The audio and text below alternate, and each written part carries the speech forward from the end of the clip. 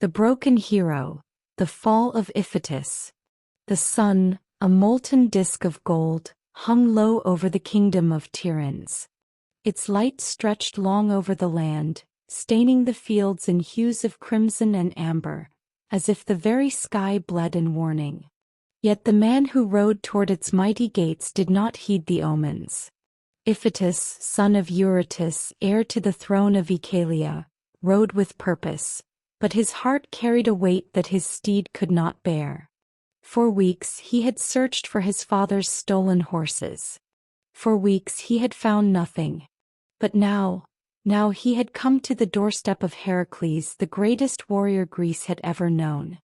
And though Iphitus had no proof, suspicion gnawed at his mind like a vulture at carrion. He reined his horse before the towering gates, his cloak billowing in the breeze. The guards stationed there exchanged wary glances. The son of Eurytus was known for his nobility, his steadfastness, and his unyielding sense of justice. But he was also known for his lineage. And Heracles did not forget grudges. One of the guards, an older man with scars mapping his arms, stepped forward. "State your business," he said, his voice rough like stone grinding against stone. "I seek audience with Heracles," Iphitus replied. The guard frowned. "The son of Zeus does not receive visitors lightly." "He will receive me." The guard sighed. "Very well." The gates groaned open, their weight shifting with a sound like a titan stirring in its sleep. Iphitus dismounted, leading his horse through the threshold, past the watching sentries, past the stone walls that loomed like prison bars. And there, standing upon the high walls of the palace, cloaked in the golden light of the dying sun, was Heracles. He was larger than life, the way legends always described him. His body, carved from muscle, bore the scars of countless battles. His shoulders, broad as an ox's, were draped in the skin of the Nemean lion, its head resting upon his own like a crown. His beard was thick, his hair wild, and his eyes burned with something Iphitus did not understand. A shadow passed over them. Not the shadow of a man, but something deeper, darker. Something wrong. And yet Iphitus did not falter.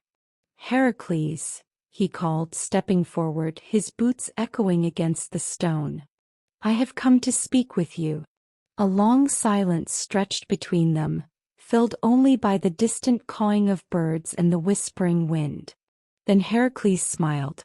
It was not a warm smile. "Ah, the son of Eurytus," he said, his voice thick with something that might have been amusement, or might have been something else entirely. "I should have known you'd come." Iphitus hesitated.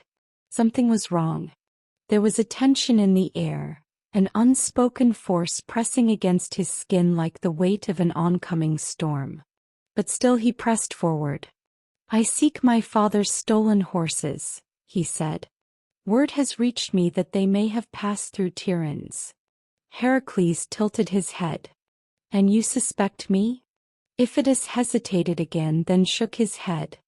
"I do not wish to cast blame where there is no proof. But I ask you as a man of honor, as a warrior, do you know where they are?" A laugh, deep and rumbling. Heracles stepped forward, his massive frame illuminated by the last light of the sun. "Honor," he repeated, tasting the word as if it were foreign to him. "Is that what your father had when he humiliated me? When he refused to give me Iole even after I bested him?" Iphitus stiffened. "That was long ago," he said carefully. "Not to me." The words were barely above a whisper, but they struck like a hammer against an anvil. Iphitus took a step back. Something was very, very wrong. "I did not come to stir old wounds," he said slowly. "I only seek what was stolen." Heracles did not answer. His gaze drifted, unfocused, his chest rising and falling with slow, measured breaths. And then it shifted. The air turned thick. The sky darkened, though the sun had not yet set. A change, subtle but absolute, passed over the son of Zeus. His fingers twitched. His jaw clenched. And his eyes no longer burned. They raged. It was Hera's curse. The madness, the divine affliction that had once driven him to slaughter his own wife and children, had seized him once more. And Iphitus, noble and true, had walked straight into its grasp. Heracles took a step forward. Then another. And another. "Iphitus," he murmured, his voice no longer his own. "Do you trust me?" A pit yawned open in Iphitus's stomach. "I trust that you are a great warrior." Heracles grinned. "Then let us see how the gods favor you."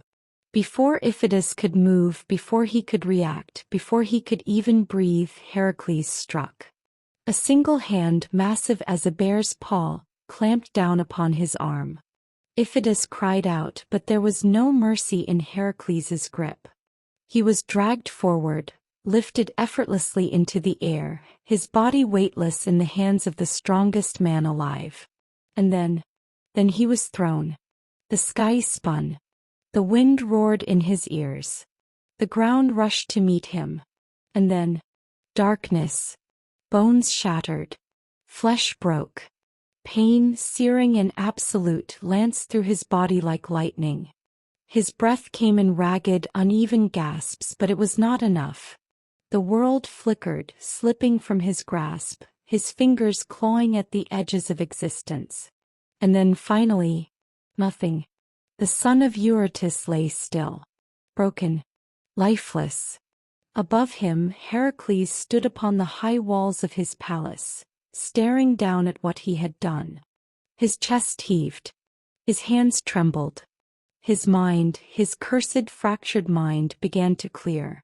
And for a moment, just a moment, he realized. He had murdered an innocent man. The gods watched in silence as Iphitus, the last light of Oechalia, was snuffed out, not by war, not by treachery, but by the very hero Greece revered. Heracles would seek penance. But for Iphitus there would be no redemption. Only the cold embrace of the underworld.